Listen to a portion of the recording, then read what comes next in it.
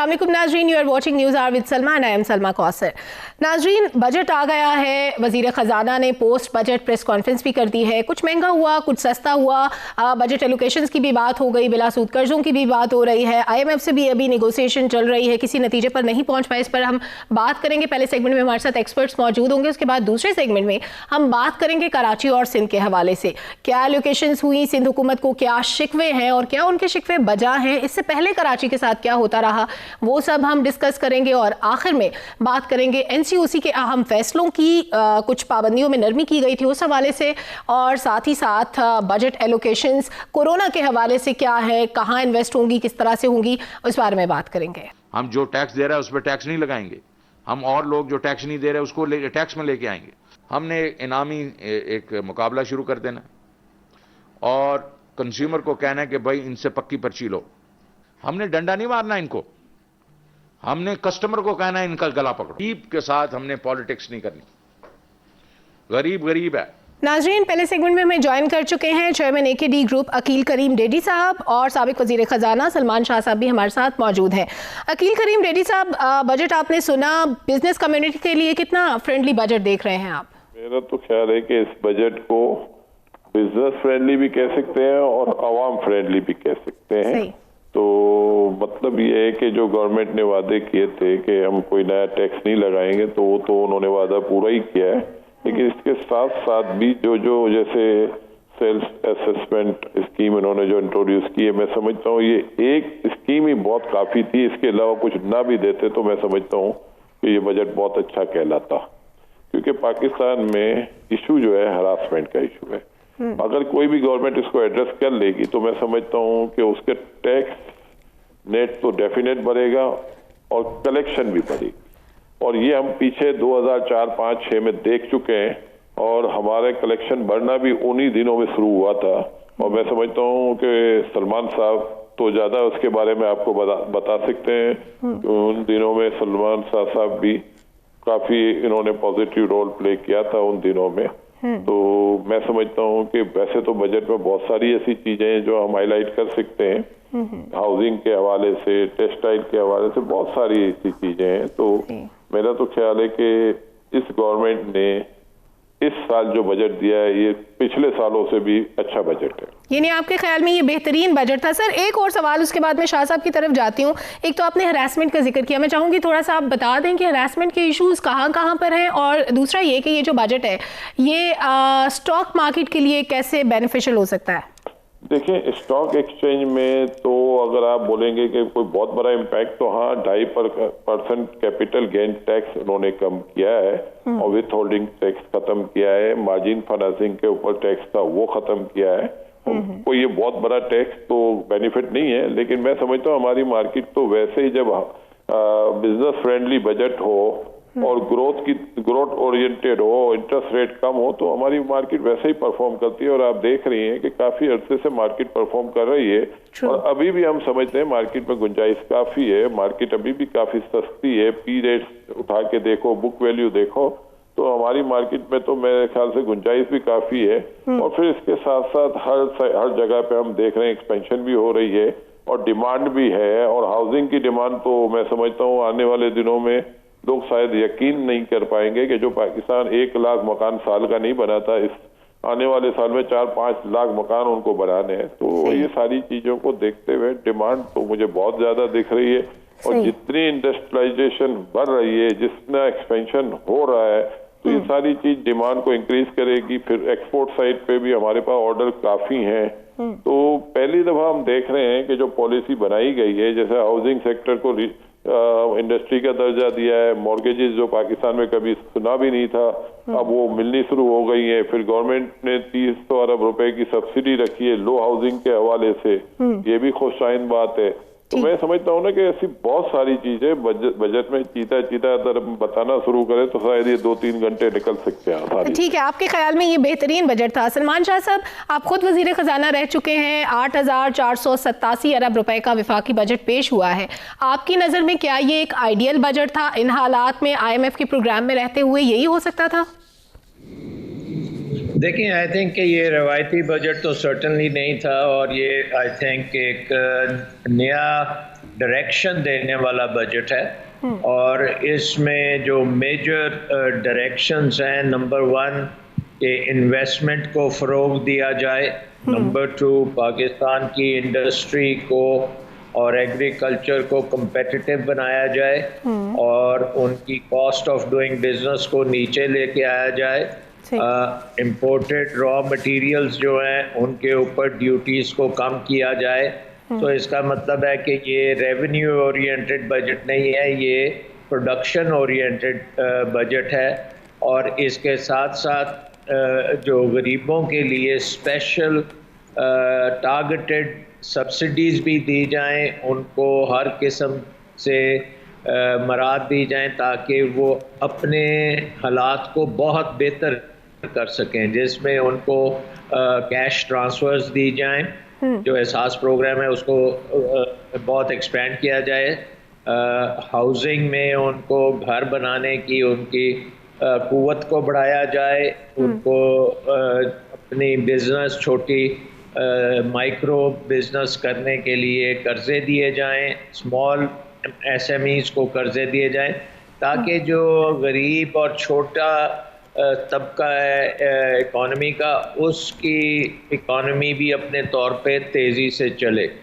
और फिर चौथी चीज़ जो इसमें है वो है रिफॉर्म्स का एजेंडा, कि आप रिफॉर्म्स करें, FBR में रिफॉर्म्स करें कि FBR जो है उसका एक किस्म का हैरेसमेंट ख़त्म हो।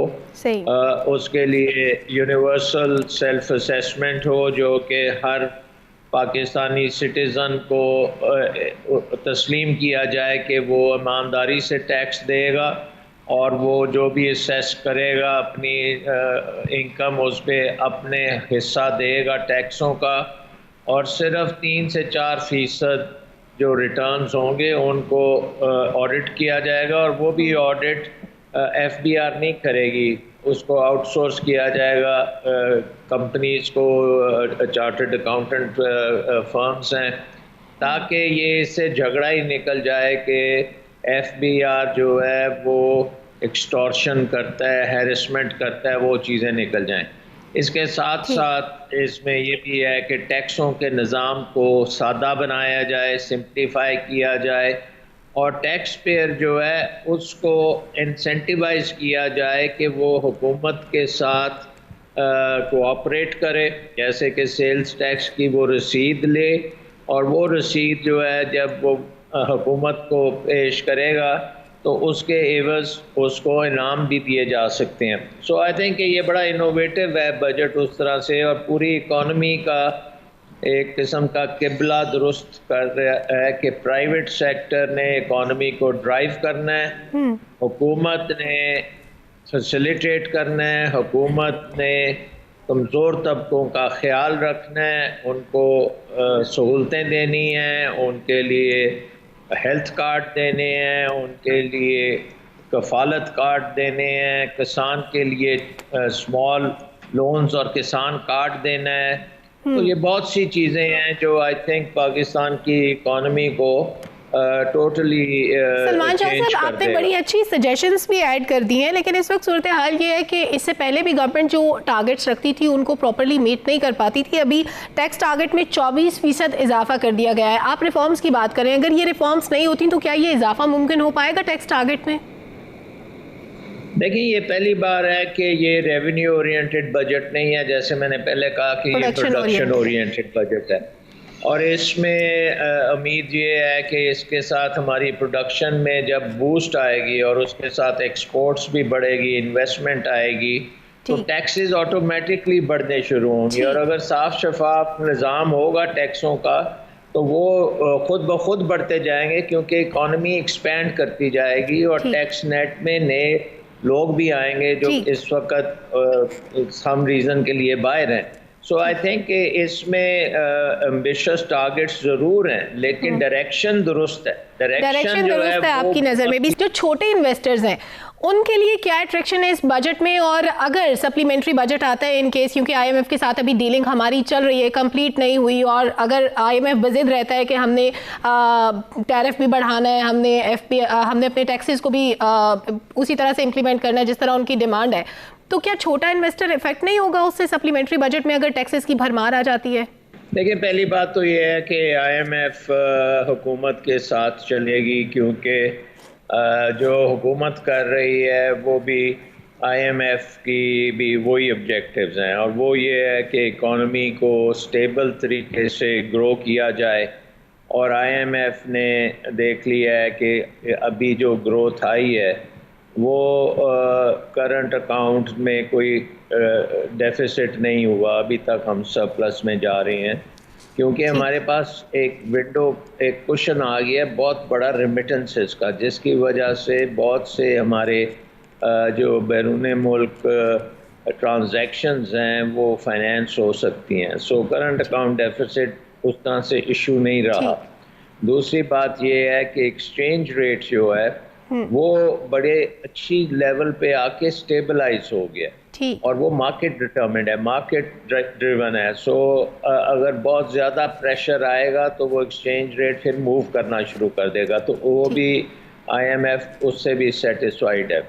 जहाँ तक टैक्सों का तल्लक है और फिस्कल डेफिसिट का तल्लक है, उनका एक जो ब्रॉड है टारगेट, उसको हम इकोनॉमिस्ट उसको प्राइमरी डेफिसिट कहते हैं। प्राइमरी डेफिसिट का मतलब होता है कि आपके तमाम अखराजात सवाए डेट सर्विसिंग के, वो आप उस पे कितना खसारा है। और प्राइमरी डेफिसिट जो आईएमएफ ने सेट किया है 0.7 का, वो बड़ा रीज़नेबल है कि आप तमाम अपने एक्सपेंडिचर्स करने जो हैं वो आप टैक्सेस से करेंगे, स्वाय 0.7% ऑफ जीडीपी जो आप एक्स्ट्रा बोरो कर सकते हैं।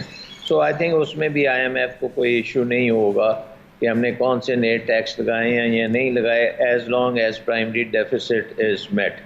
जो असल बोन ऑफ कंटेंशन है वो है सर्कुलर डेट। सर्कुलर डेट आपको पता है कि हमारी पावर सेक्टर जो है उसमें बहुत मिसमैनेजमेंट हुई, बड़े गलत किस्म के प्रोजेक्ट्स लगे, इतनी महंगी बिजली लगाई और बहुत ज़्यादा लगा ली, और 25-25 साल के कॉन्ट्रैक्ट्स कर लिए, और ये बिजली ज़्यादातर इम्पोर्टेड बिजली है। सो उसका दो इम्पैक्ट हैं, एक तो महंगी है, ऊपर से डॉलर्स में पेमेंट करनी पड़ती है, और वो हमारी तो वो उसके ऊपर गवर्नमेंट ने कहा है कि जितना हम इस वक्त चार्ज कर रहे हैं अपने अवाम से और बिजनेसेस से, अब इससे ज़्यादा चार्ज नहीं हो सकता। और अब प्रेशर है कि जो हमारे बिजली में इश्यूज हैं, जैसे चोरी का इशू है, रिसीवेबल्स का है, उसको ठीक किया जाए, ट्रांसमिशन को ठीक किया जाए, तो उसके लिए थोड़ी सी मुद्दत चाहिए। तो वो भी मेरा ख्याल है कि वो टफ होगा, लेकिन वो मान जाएंगे। टफ होगा लेकिन उनको मनाने में कामयाब हो जाएंगे। सलमान शाह साहब, बहुत शुक्रिया, आपने अपना कीमती वक्त दिया। अकील करीम रेड्डी साहब भी हमारे साथ मौजूद थे। नाज़रीन, एक ब्रेक की जानिब बढ़ना है, वापस आकर दीगर मामलात पर बात करेंगे, हमारे साथ रहिएगा।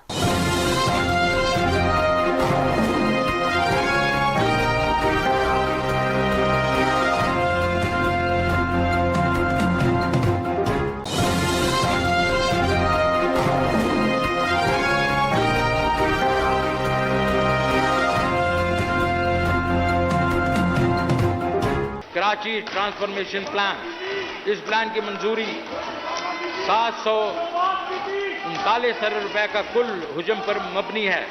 इसके लिए वफाकी हुकूमत पीएसडीपी में 98 अरब रुपए दे रही है।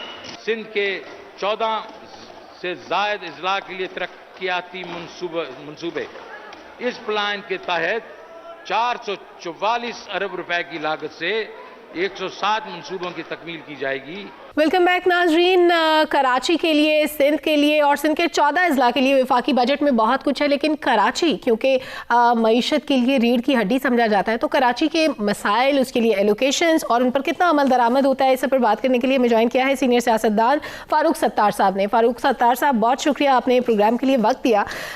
अभी बजट में एलोकेशंस तो हैं, सिंध हुकूमत हमेशा से शिकवा करती है कि जो एलोकेशंस हैं वो सिर्फ नाम की हद तक होती हैं, वो इन्वेस्ट नहीं होती। आपने एक अल्टरनेट फॉर्मूला दिया है, मैं चाहूंगी वो आप बताएं कि वो कि आपके पास क्या प्लान है, किस तरह से सिंध के मसाइल और स्पेसिफिकली शहरी सिंध के मसाइल यानी कराची के, हैदराबाद के, कैसे हल हो सकते हैं? बुनियादी तौर पर कराची पाकिस्तान की मईशत का मरकज़ और तरक्की का इंजन है।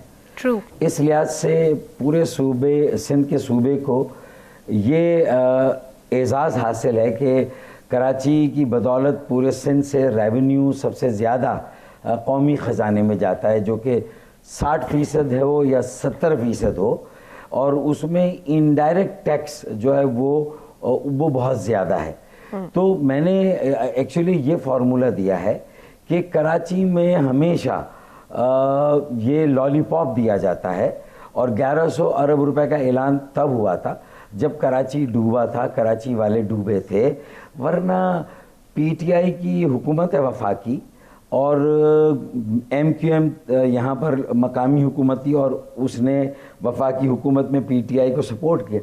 दोनों पार्टियों के मंशूर में, इंतखाबी मंशूर में कहीं नहीं था कि सालाना कराची को 400 अरब मिलने चाहिए। कराची 4000 अरब रुपए का टैक्स देता है, उससे सालाना 40 अरब रुपए मिलते हैं।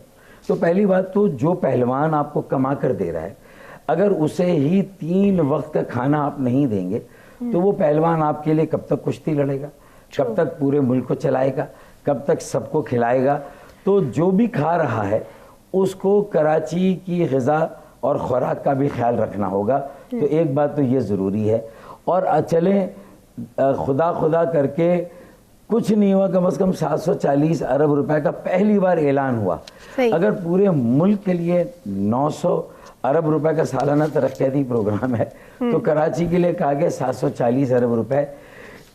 इस मरतबा इतनी आसानी से जो है वो वफाकी हुकूमत को हम भागने नहीं देंगे और चारों तरफ से उसे पाबंद करेंगे कि वो कराची में ये सरमायाकारी करे। और शायद ये एहसास हुआ है कि कराची चलता है तो पाकिस्तान चलता है ना, ये वाली सारी बात है। बिल्कुल। तो कराची के में पानी अगर 12 सालों से एक इजाफी बूंद पानी नहीं मिला, 65 करोड़ गैलन इजाफी यौमिया पानी की फराहमी का मंसूबा है K4। 12 सालों से रद्दी की टोकरी में वफाकी हुकूमत, सूबाई हुकूमत की, दोनों की लड़ाई की नज़र हो गया, और जो डिज़ाइन बना वो गलत बनाया सूबाई हुकूमत ने।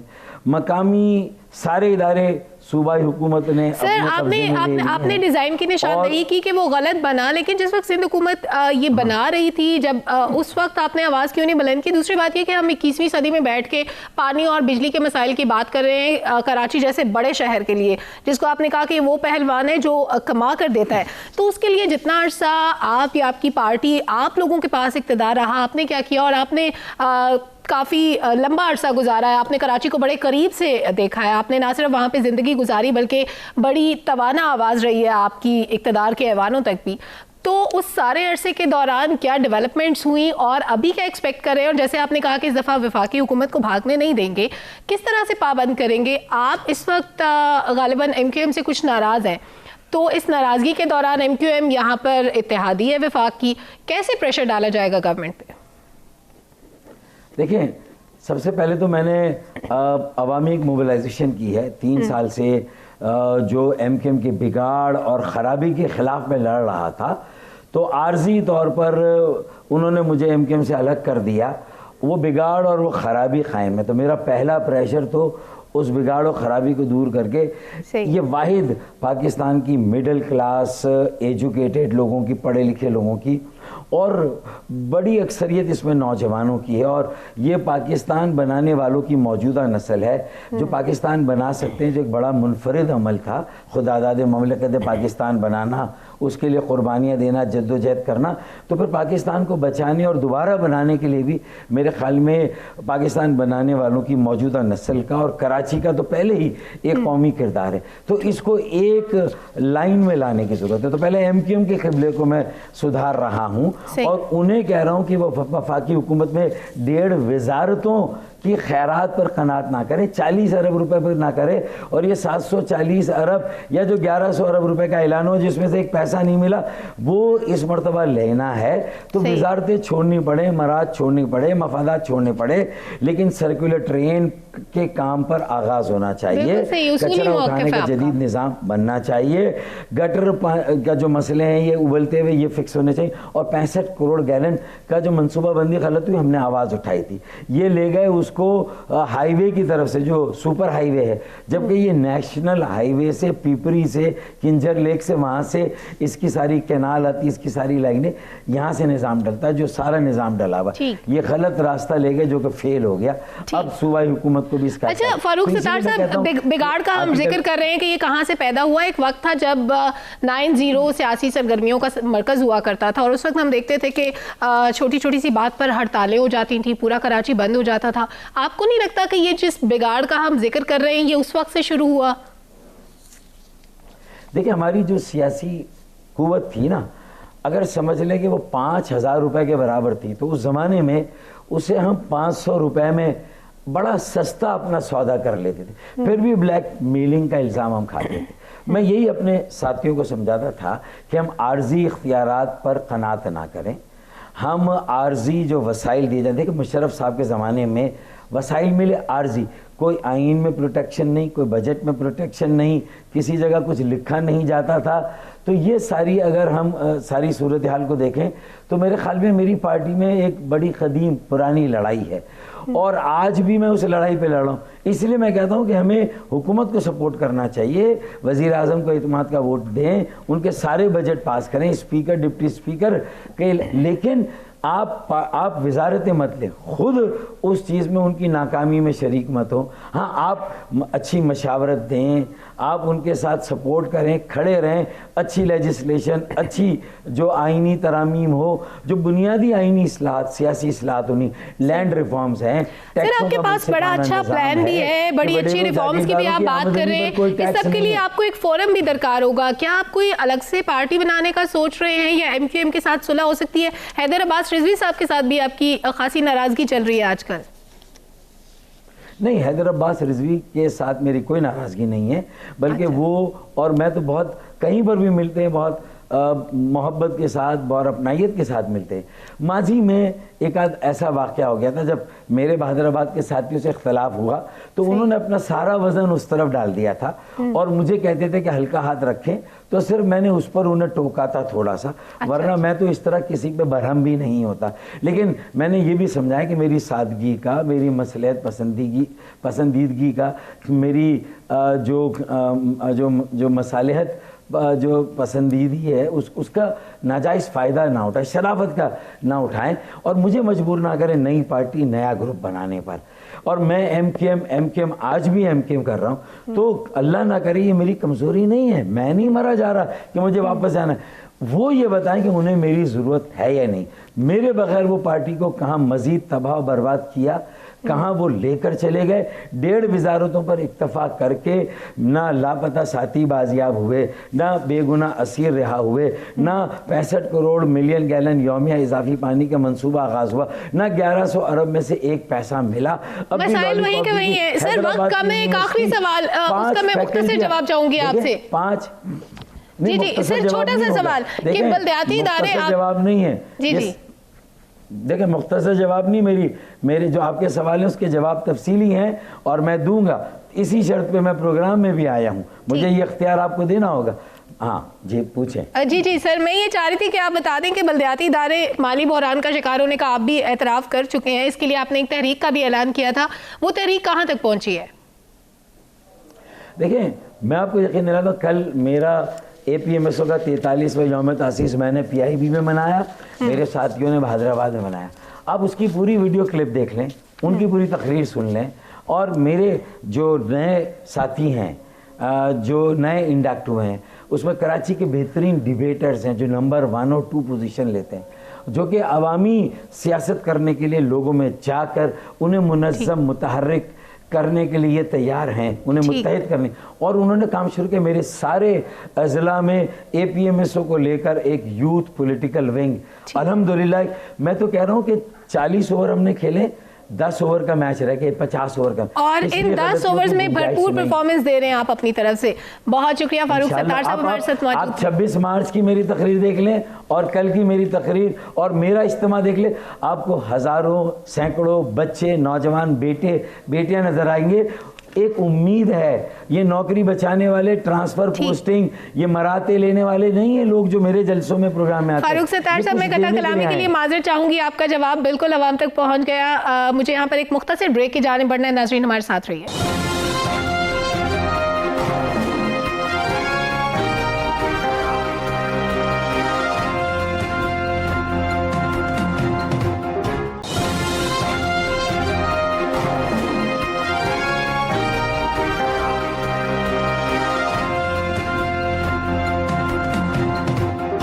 कोविड-19 एमरजेंसी फंड से मुतल्लिका अमूर के लिए 100 अरब रुपए तजवीज़ किए जा रहे हैं।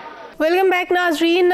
बजट के हवाले से जो भी चीज़ें चल रही थी उसमें एक बड़ी अहम खबर थी जो कि इग्नोर हो गई ऑलमोस्ट, और वो ये थी कि वफाकी वज़ीर बराए मनसूबाबंदी असद उमर साहब और नेशनल कोऑर्डिनेटर लेफ्टिनेंट जनरल हमूदुज़्ज़मान साहब की सदारत में एक आला सतह का इजलास हुआ जिसमें बड़े अहम फैसले किए गए। कोविड के हवाले से कुछ रिलीफ दिया गया है। हमने बड़ी अच्छी स्ट्रैटेजी के साथ हमने कोरोना पर काफ़ी हद तक काबू पा लिया और अब हम इस पोजीशन में हैं कि हम कोरोना पाबंदियों में कुछ हद तक नरमी कर दें।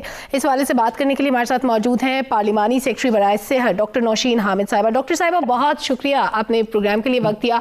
एक तो बजट एलोकेशंस जो हुई है मैं चाहूँगी कि उसके हवाले से भी आपके साथ बात करूँ, और दूसरा ये कि जो पाबंदियों में नरमी की गई है इसको आप किस तरह से देख रही हैं कि क्या ये नरमी ऐसा तो नहीं होगा कि लोग इसको कैजुअल लेना शुरू कर देंगे, और जिन सेक्टर्स में नरमी है जैसे जो इदारों में काम करने वाले मुलाजिमीन हैं अब उनकी हाजिरी तकरीबन 100% हो जाएगी। पैसेंजर कैपेसिटी जो पहले हमने अलाउ की हुई थी 50% तक, वो अब 70% तक हो गई है, तो लोग इसको कैजुअल तो नहीं लेना शुरू कर देंगे, SOPs उसी तरह से लागू होंगे?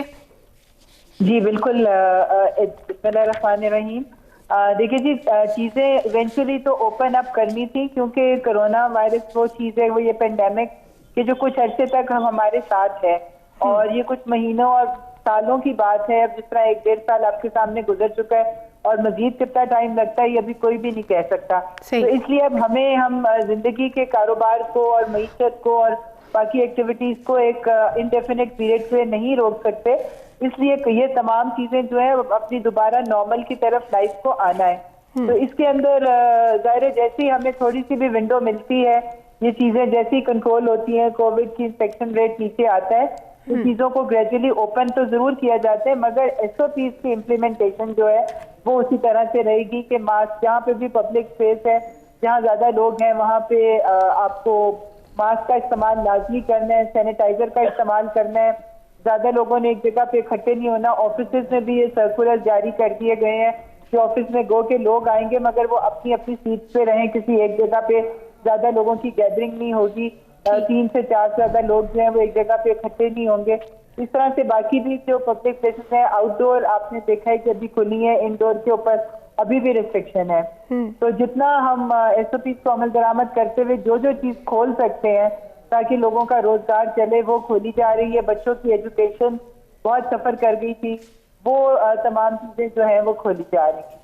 अच्छा डॉक्टर साहिबा, अभी जो बजट आया उसमें कोविड वैक्सीन खरीदने के लिए भी बजट रखा गया है 1.1 अरब रुपए, तो हम इस वक्त खुद वैक्सीन बनाने की पोजीशन में भी आ गए हैं। बाय एंड ऑफ जून वो भी इंडक्ट हो जाएगी मार्केट में। क्या हमें तब भी ज़रूरत रहेगी कि हम बाहर से दरामद करें या ये जस्ट प्रोडक्शन के लिए बजट है?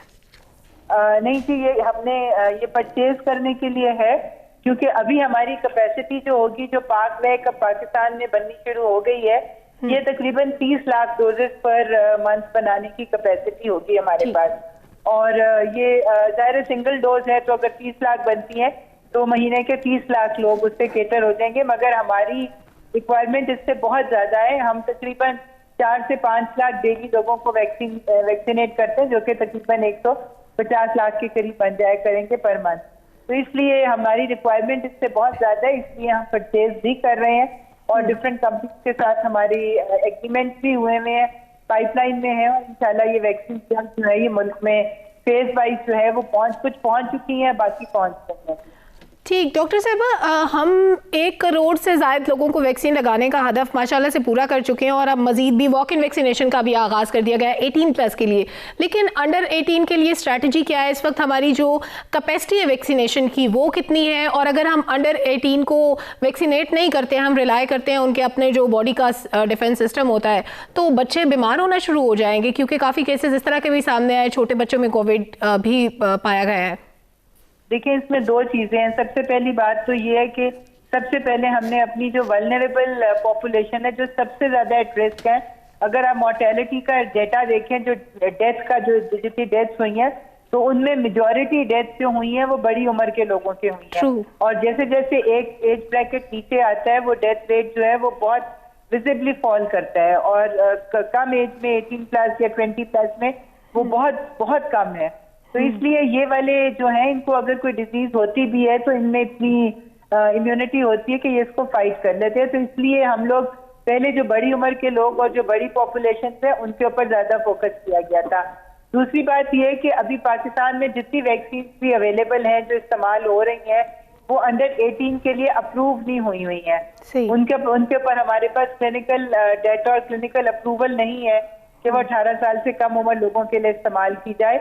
अगर किसी स्टेज पे उसकी जरूरत पड़ती है, क्योंकि इस वक्त दुनिया में मुख्तलिफ ये जो सारी वैक्सीन हैं, ये इसके ऊपर उन्होंने क्लिनिकल ट्रायल शुरू कर दिए हैं और अपनी वर्किंग शुरू कर दी है कि 18 साल से कम उम्र लोगों के लिए वैक्सीन का क्या मैकेनिज्म होना चाहिए और कौन सी वैक्सीन होनी चाहिए। तो वो सब एक्सपेरिमेंटल स्टेज में है और हमारी हुकूमत, जो हमारी टेक्निकल एक्सपर्ट कमेटी है गवर्नमेंट की, वो उनसे क्लोज कांटेक्ट में है।